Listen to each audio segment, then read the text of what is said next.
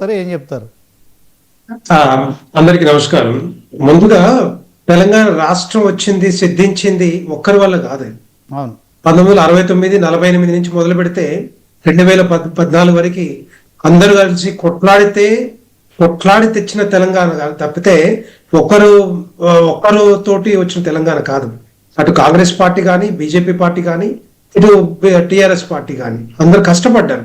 ఒక జేఏసీ లాగా ఫామ్ అయి పార్టీలకు అతీతంగా ప్రతి ఒక్కరు కూడా, ఉద్యోగులు కానీ, లేకపోతే మహిళలు కానీ, రైతులు కానీ, విద్యార్థులు కానీ అందరు కష్టపడి 1200 మంది బలిదానం తీసుకున్న తర్వాతనే ఈ తెలంగాణ రాష్ట్రం సిద్ధించింది తప్పితే ఏ ఒక్కొక్కరు దీక్ష చేస్తే వచ్చింది కాదు.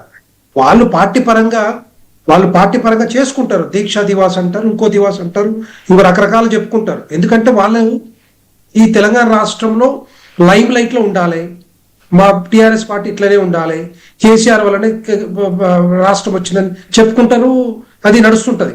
కానీ మిగతా తెలంగాణ ప్రజలు కూడా ఎవరు కూడా ఆ విధంగా ఆలోచించట్లేదు. ఇప్పుడు ఎందుకు చెప్తున్నా అంటే, అది నిజంగానే ఆయన దీక్షలు చాలా మంది చేశారు. ఇప్పుడు ఆయన ఒక్కరే కాదు చేసింది, ఎంతో మంది దీక్షలు చేశారు, ఎంతో మంది ప్రాణాలు పోగొట్టుకున్నారు, ఎంతో మంది ఆత్మ బలిదానం చేసుకున్నారు. కానీ తెలంగాణ రాష్ట్రము ఎప్పుడు రావాలో అప్పుడు వచ్చేసి, ఎందుకంటే ఒక్కసారి తెలంగాణ రాష్ట్రం అట్టుడికాక ఒకటైన తర్వాత ఉద్యమం మొదలుపెట్టాక ఆటోమేటిక్గా దిగొచ్చింది కాంగ్రెస్ పార్టీ. ఇవ్వక తప్పలేదు. ఆ రోజు ఏది హోంమంత్రిగా ఉన్న చిదంబరం గారు ఆ రోజు ఇమ్మీడియట్ గా ఒక అనౌన్స్మెంట్ చేశారు, ఎట్టి పరిస్థితులు ఇస్తామని చెప్పేసి. దానికి సపోర్ట్ గా భారతీయ జనతా పార్టీ ఆ రోజు చిన్నమ్మ సుష్మా స్వరాజ్ గారు కూడా ఏ తెలంగాణ బిడ్డ ఇప్పటి నుండి ఒక్క బిడ్డ అయినా కూడా చనిపోవద్దు, ఎట్టి పరిస్థితులు తెలంగాణ రాష్ట్రం ఇవ్వాల్సిందే, సిద్ధించాల్సిందే అని చెప్పి దాని సపోర్ట్ గా భారతీయ జనతా పార్టీ, కాంగ్రెస్ పార్టీ బిల్లు పెడితే భారతీయ జనతా పార్టీ మరి సపోర్ట్ చేసింది. ఆ రోజు కేసీఆర్ గారు ఎక్కడ కనిపించలేదు, ఆ రోజు లేరు అక్కడ చెప్పాలంటే. సో నేనేమంటున్నా, ఇవన్నీ కూడా ఒక్కరే తెచ్చినట్టుగా, ఒకటే పార్టీ తెచ్చినట్టుగా తెలంగాణ రాష్ట్ర ప్రజల్ని మోసం చేసి తెలంగాణ మొదటి ముఖ్యమంత్రి దళితుని చేస్తామని చెప్పిన కేసీఆర్ గారు ఈ రాష్ట్రాన్ని సర్వనాశనం చేసింది టిఆర్ఎస్ పార్టీ, ఇప్పుడున్న బిఆర్ఎస్ పార్టీ. ఫస్ట్ నిజంగానే అందరూ అనుకున్నారు పార్టీలకు అతీతంగా ఈ తెలంగాణ రాష్ట్రంలో మహిళలు, రైతులు, రైతు కూలీలు, విద్యార్థులు, నిరుద్యోగులు ఉద్యోగాలు వస్తాయని చెప్పి మనకు తెలుసు. మన స్లోగనే తెలుసు, నీళ్లు, నిధులు, ఉద్యోగాలు. ఎక్కడైనా కనిపించుతున్నాయా? కాళేశ్వరం కట్టిర్రు, అయిపోయా, 1,00,000 కోట్లు ఖర్చు పెట్టారు, నీలపాలు, గోదావరి నీలపాలు చేశారు, నిధులు అయిపోయాయి, 7 లక్షల కోట్ల రూపాయలు అప్పులు చేశారు. మిగులు నిధులు ఉన్న తెలంగాణ రాష్ట్రంలో ఉద్యోగాలు ఎక్కడ వచ్చినాయి చెప్పండి? సంవత్సరానికి 1,00,000 ఉద్యోగాలు ఇస్తా అని చెప్పిండు. సో మొత్తం కూడా టోటల్ గా వాళ్ళ కల్వకుంట్ల కుటుంబం బాగుపడ్డది తప్పితే ఈ రాష్ట్రంలో ఏ బిడ్డ కూడా బాగుపడలేదు ఇప్పటిదాకా. అందుకే ఈరోజు 9.5 సంవత్సరాల తర్వాత ఈ తెలంగాణ రాష్ట్రంలో బీఆర్ఎస్ పార్టీ ఉండకూడదు, బీఆర్ఎస్ పార్టీని ఎట్టి పరిస్థితులు ఓడించాలని చెప్పి ఆ రోజు ఓడించారు. కానీ అందుకే అది కూడా ఏ విధంగా ఓడించారు? ఆ రోజు కాంగ్రెస్ పార్టీ లైమ్ లైట్ లేదు. కాంగ్రెస్ పార్టీ ఏ ఎన్నికల్లో పోటీ చేసిన డిపాజిట్లు కూడా దక్కలేకుండా పరిస్థితులు ఉండే 23 ఎన్నికలు 6 నెలల ముందు.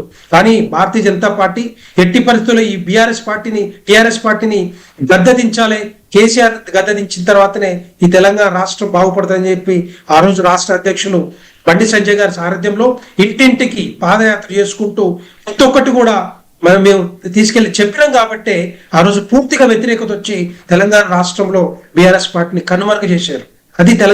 అది భారతీయ జనతా పార్టీ చేసింది. సో నేనేమంటున్నా, ఇప్పటికి కూడా భారతీయ జనతా పార్టీని అంత తక్కువగా అంచనా వేయద్దు.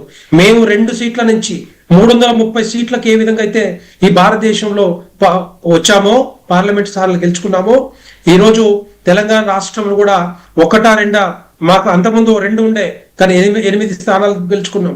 సో అట్లాగే ఒక్క ఎమ్మెల్యే ఉండే, లాస్ట్ టైం 8 ఎమ్మెల్యే స్థానాలు వచ్చినాయి.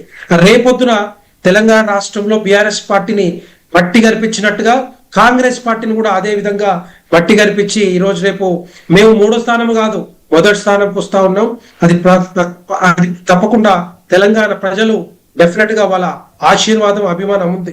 ఎందుకంటే మోడీ గారు ఏదైతే తెలంగాణ రాష్ట్రమే కాదు భారతదేశంలో అందరూ బాగుపడాలని ఆశయంతో, ఆలోచనలతోటి, అంత్యోదయ సిద్ధాంతంతో ప్రతి ఒక్కరిని కూడా ఈ భారతదేశంలో ఏ బిడ్డ కూడా తిండి లేకుండా ఉండకూడదు, గూడు లేకుండా ఉండకూడదు అని చెప్పి ప్రతి ఒక్కరు కూడా బాగు చేస్తా ఉన్నారు. అది ముందుకు పోతా ఉంది. ఆ వికసిత్ భారత్ లక్ష్యంగా చేస్తా ఉన్నాం.